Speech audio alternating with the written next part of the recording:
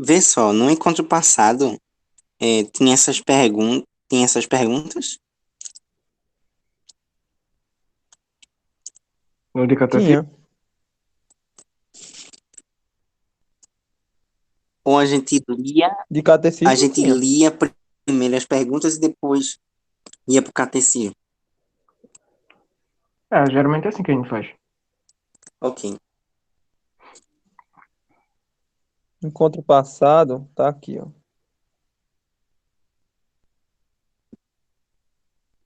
É porque o encontro passado tinha uma pergunta só, que era como ler a Sagrada Escritura. Aí a gente não ficou vendo muitas perguntas, porque só tinha uma, né?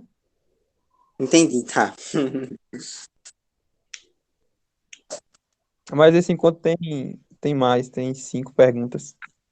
Bem, primeira pergunta: como responde o homem a Deus que se revela? É, então, a resposta está aqui nesses primeiros parágrafos, né? Nesses primeiros 3 parágrafos do material selecionado. Vai aparecer daqui a pouco? Apareceu. É, então, o primeiro ponto ele fala, né, que Deus se revela ao homem, né? E essa resposta, que a resposta adequada a esse convite é a fé, né? Pela fé, o homem submete completamente a Deus a inteligência e a vontade com todo o seu ser. O homem dá assentimento a Deus revelador. A Sagrada Escritura chama obediência da fé essa resposta do homem a Deus revelador. Obedecer, ob audire, na fé, é submeter-se livremente à palavra escutada por a sua verdade ser garantida por Deus, que é a própria verdade. Desta obediência, o modelo que a Sagrada Escritura nos propõe é Abraão. A sua realização mais perfeita é a Virgem Maria. Então, aí ele está falando, dando a resposta, né, justamente. Como responde o homem a Deus que se revela? O homem responde crendo, ou seja, tendo fé naquilo que Deus revela. Por qual motivo? Pelo simples motivo de que é Deus que está revelando e Deus não pode enganar-se nem enganar. Então é por isso que o homem crê e submete plenamente o intelecto e a vontade à revelação de Deus. Alguém quer acrescentar alguma coisa a essa Não. resposta? É, só um detalhe, né? É que justamente pela fé, justamente do justo, né? Porque, assim, venhamos e convenhamos, né? A revelação de Deus também, né? Não só se dá também pela justificação, né? Então, de certa forma, existe essa ligação entre fé e revelação, mas não necessariamente numa fé auto-referida, né? Que, assim, quanto mais se cresce na fé, mais se cresce no amor e na obediência a Deus. E quanto mais se cresce no amor e na obediência a Deus, mais se chega-se a Deus, né? Então, não necessariamente, né? E aí se justifica, né? O justo, né? A pessoa se torna justo, se torna santo, né? E aí é justamente, de certa forma, que o homem entra em contato com Deus, né? Existe essa questão. Isso, ótimo. Então, Giovanni, continua aí. Na Sagrada Escritura, quais são os principais testemunhos de obediência da fé? Peraí, que eu abri o catecismo aqui e fechei porque estava aberto aqui. Ah, bom, né? Eu Aí tu acho faz que isso tudo, né? obedecer é de obediência, né? Existe a palavra fé significa submeter-se livremente à palavra ouvida, visto que sua verdade é garantida por Deus, a própria verdade. O modelo desta obediência proposto pela Sagrada Escritura é Abraão. Eu acho que tu já leu essa parte, né? Abraão, pai de todos os crentes. Não, ali só os parágrafos. Aí é sobre quem são esses dois modelos, né? Abraão e Nossa Senhora. Aí tu pode fazer um resumido do que tu lembra. Sim, sim, sim. Bom, né? Abraão é o pai do pai de todos os crentes, como diz aí. Só que pela fé de Abraão, né? De certa forma, existe essa justificação. Então, por exemplo, né, a fé que ele teve tanto em Deus, ao ponto de ele oferecer, tentar oferecer em sacrifício seu próprio filho, né, esse eterno se despojar-se, né, também é algo que reflete muito essa questão da fé, né, e é uma própria prefiguração do próprio sacrifício de Jesus Cristo, né? Que Jesus Cristo vai se sacrificar justamente por conta disso. E Maria, né? Porque ela também acreditou, né? Acreditou e disse o fiat, né? Fiat secundum verbum tuum, né? Faça-se em mim segundo a vossa vontade. Então, de certa forma, Maria também, né? Ela é aquela que acreditou nas promessas de Deus. E também, assim, Maria também, assim, a prefiguração de Nossa Senhora no Antigo Testamento, só uma acrescentando um pouco, é também as grandes rainhas, né? Que as rainhas mães do reino de Israel, né? Betseba, né? A própria mãe de Salomão, né? Que intercedeu junto com Salomão, a própria Ana, Esté, né? Que são rainhas que creram, né, nas promessas de Deus. Então, tecnicamente, Maria é a realização dessas outras rainhas que existiam, né, no Antigo Testamento. Isso. Ótimo. Pronto, eu fiquei com a dúvida nessa parte, porque fala assim, Abraão como modelo e Nossa Senhora como realização perfeita. Aí eu fiquei pensando, como é que se distingue esses dois, né? Modelo e realização perfeita. Aí eu achei mais ou menos a explicação, dessa aí, Lucas, para a parte Maria, feliz é aquela que acreditou.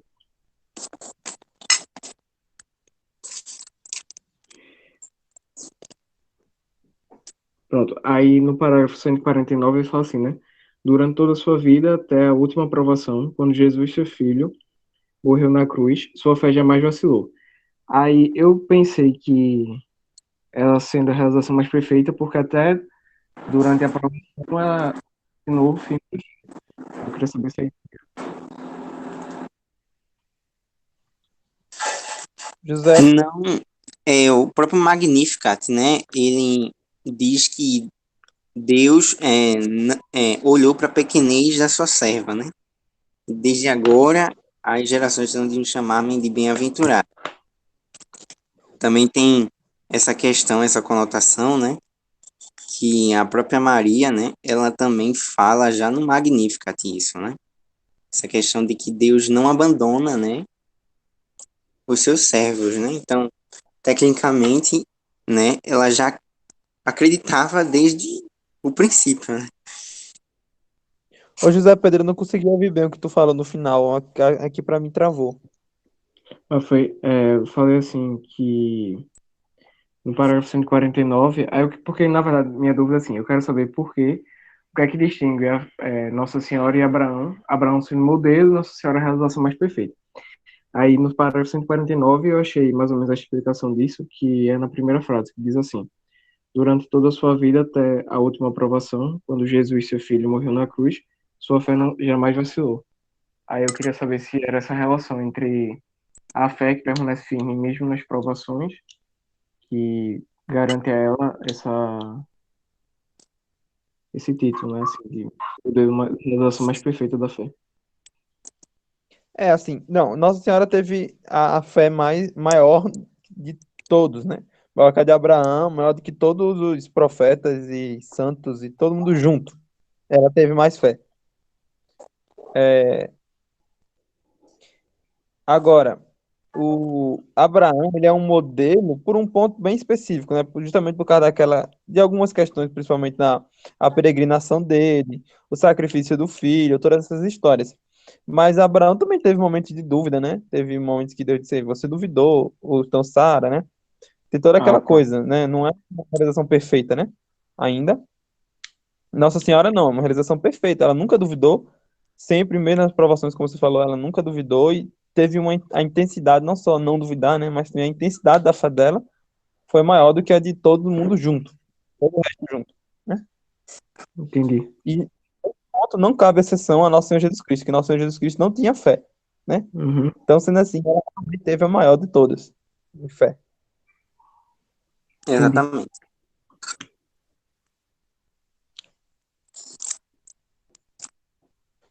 Tanto é que Vamos. Maria acreditou até no sábado, né?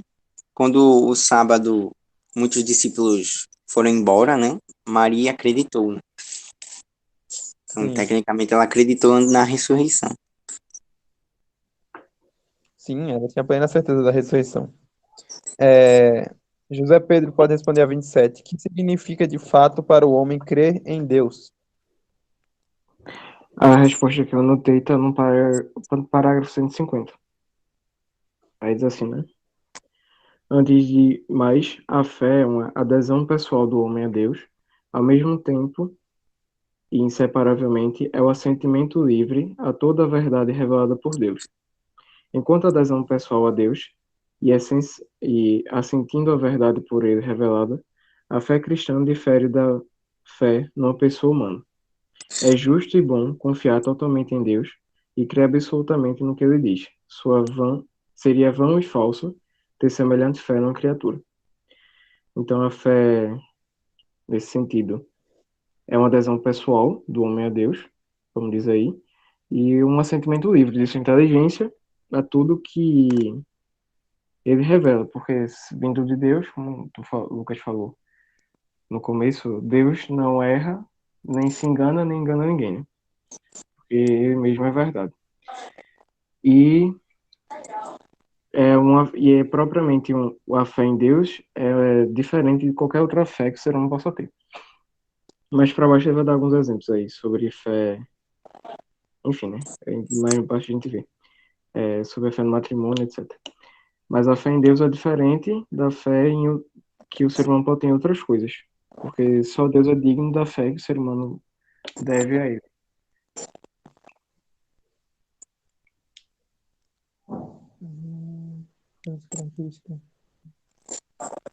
Giovanni, quer acrescentar mais alguma coisa sobre esse ponto?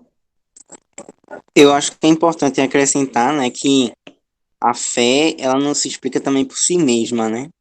Porque, assim, enquanto o ser humano existe esse esforço pessoal de acreditar em Deus, né? De certa forma, também a gente precisa, para acreditar em Deus, ter esse amor a Deus, né? Então, de certa forma, para crescer na fé, né? É preciso também esse crescimento, né? No amor a Deus, né? Então, tecnicamente, a fé ela também vem acompanhada do amor, né? Da caridade. Uhum.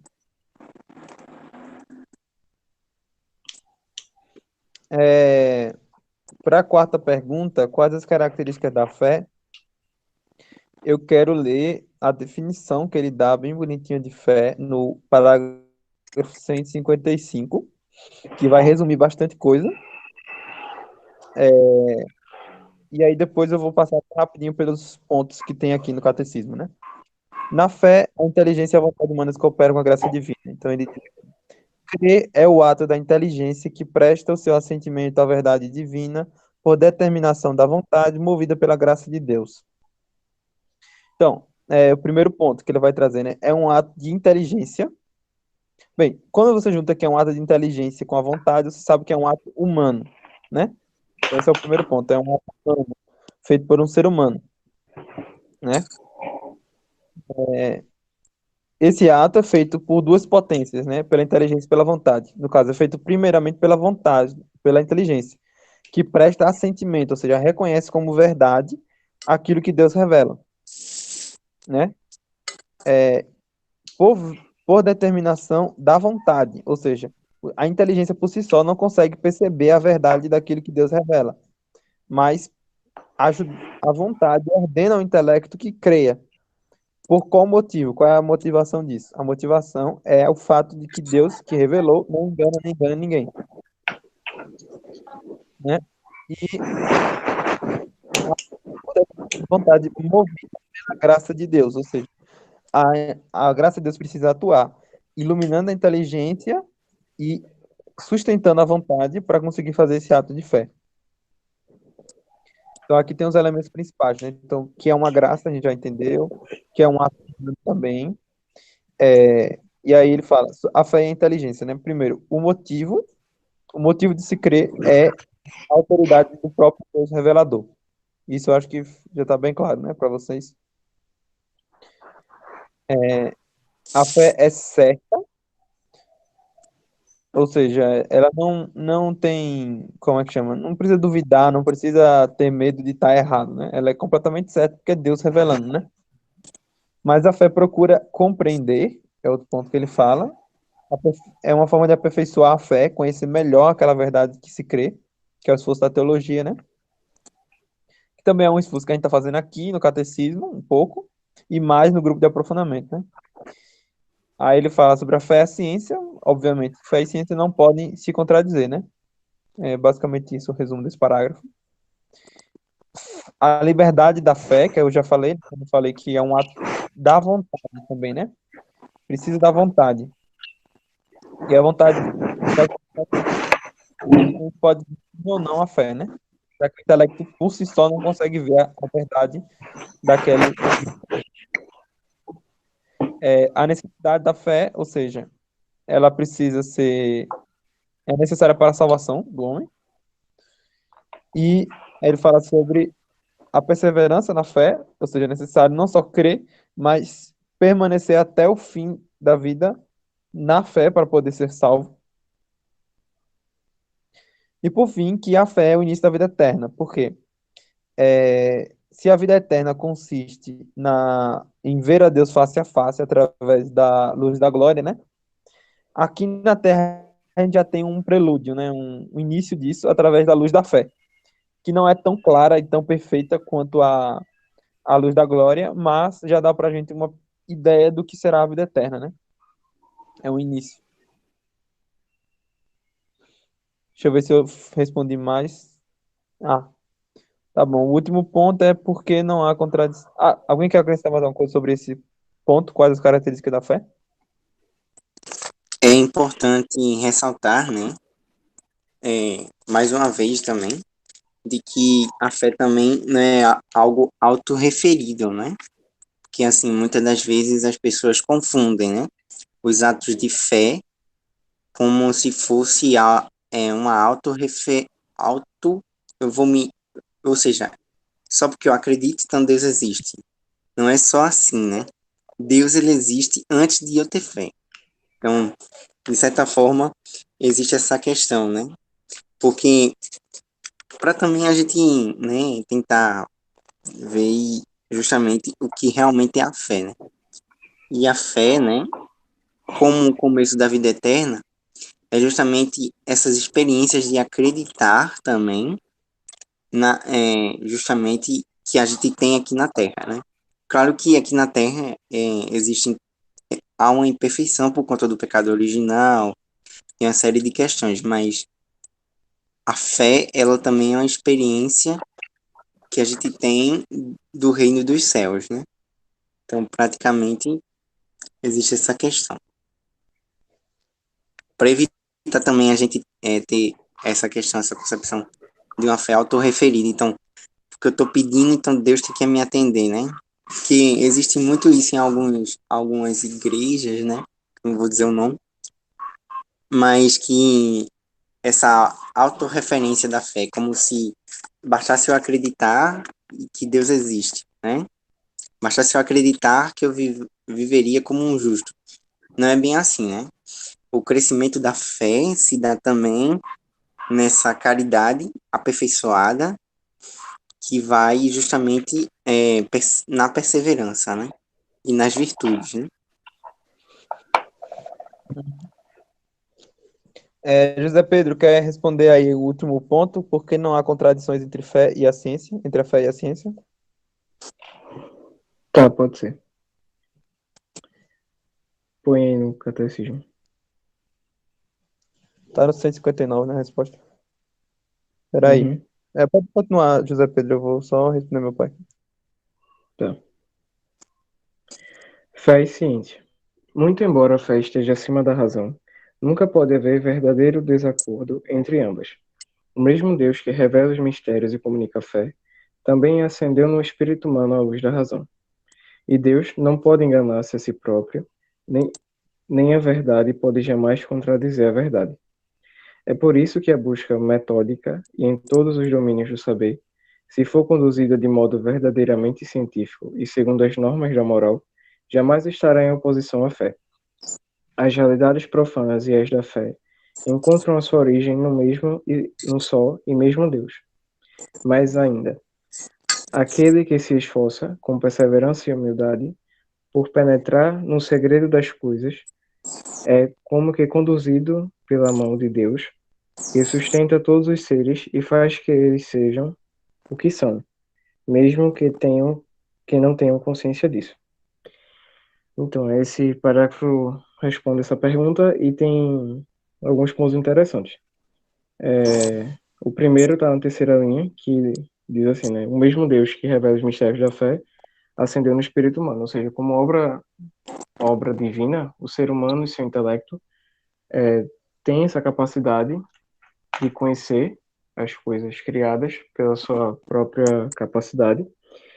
E Deus, quando revela as coisas que o ser humano não conseguiria alcançar, as revela de um modo que seja igualmente inteligível, porque Deus revela, Deus que deu a capacidade do ser humano entender, revela essas mesmas coisas.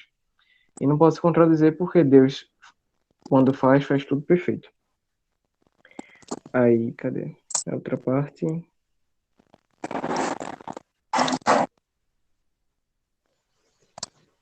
Eu acho que tá bem claro também, assim, nesse parágrafo, né? Que nessa partezinha aí, quase que final, né? Mais ainda, aquele que se esforça com perseverança e humildade para penetrar no segredo das coisas. Então, a fé também tem essa perseverança e humildade, né? E por ter isso, também esses domínios do saber, né? Tecnicamente, vão estar também atrelados a essa descoberta da fé. A fé também é, uma, é uma descoberta do ser humano e uma descoberta que chega a Deus, né? Então, a gente que é católico, né? A gente acredita muito nessa relação entre fé e razão, né? Então, tecnicamente, essa relação entre fé e razão sempre vão estar presentes, né? Ao longo da história da igreja, ao longo dos santos e tudo mais. Porque a razão, né? Ela também revela, né? As profundezas dos fundamentos da nossa fé também, né? Pensando racionalmente, né? A fé nas causas das causas, né? A causa primeira, né? Do mundo, né? Que é Deus, né? No caso, o conhecimento digamos, da causa não causada, né, a primeira causa de tudo, que é Deus, não é um conhecimento de fé, né? É um conhecimento de razão, a ciência, né? É, Descobre isso.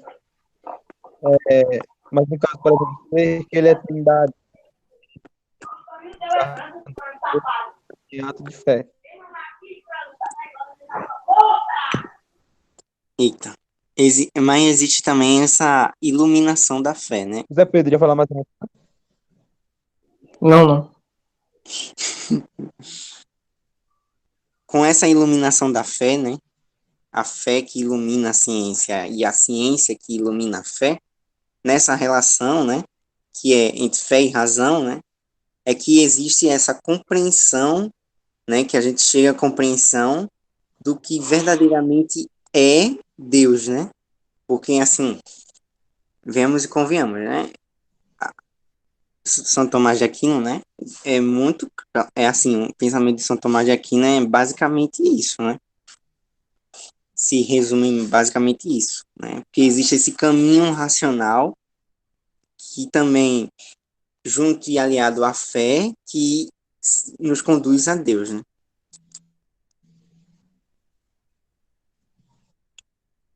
Alô, gente?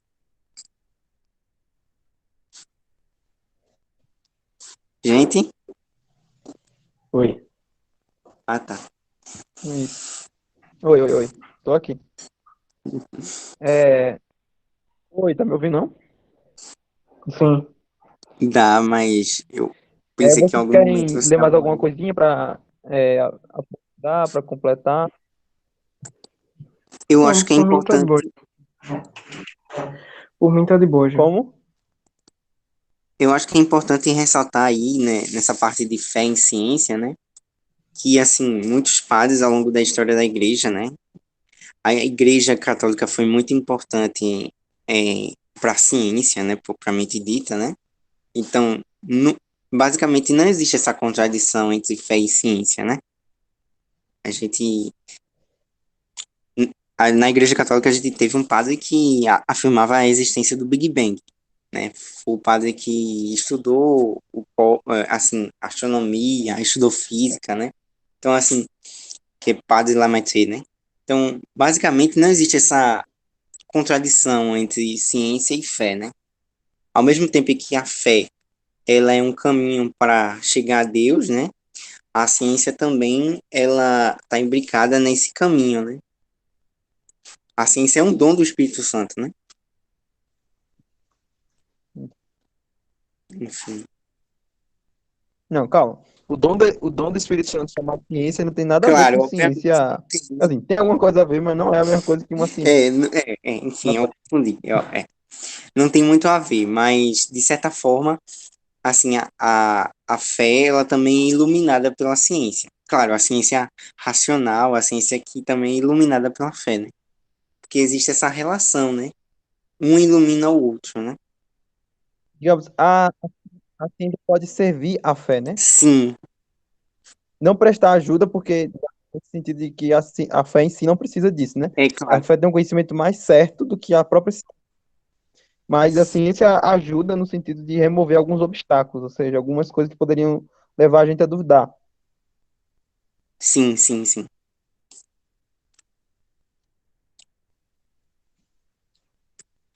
Existe Ó, essa então, vamos iluminação lá. da ciência pela fé José e Pedro, da fé pela ciência.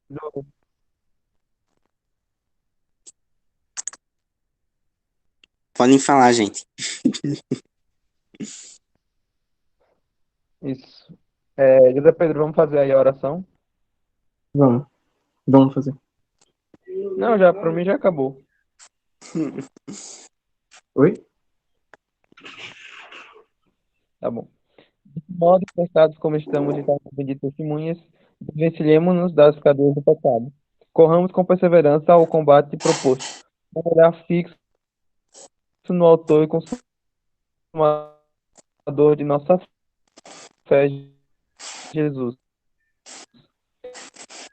Em vez de gozo que se lhe oferecera, ele suportou a cruz e está sentado à direita do trono de Deus. Considerai, pois, atentamente aquele que se tanto contra cheio da terra. Domitas tua usque ad nubes. Alô?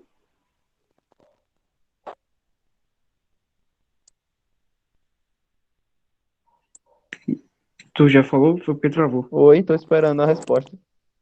É, Repeti. Eu Domine disse a verbum tua tua usque abissus ad vulta. nubes. oremos.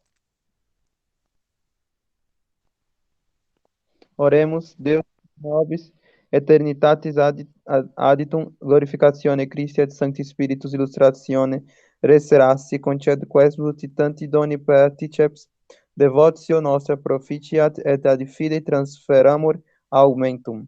Per Christum Amém. Amém. Dominum nostrum.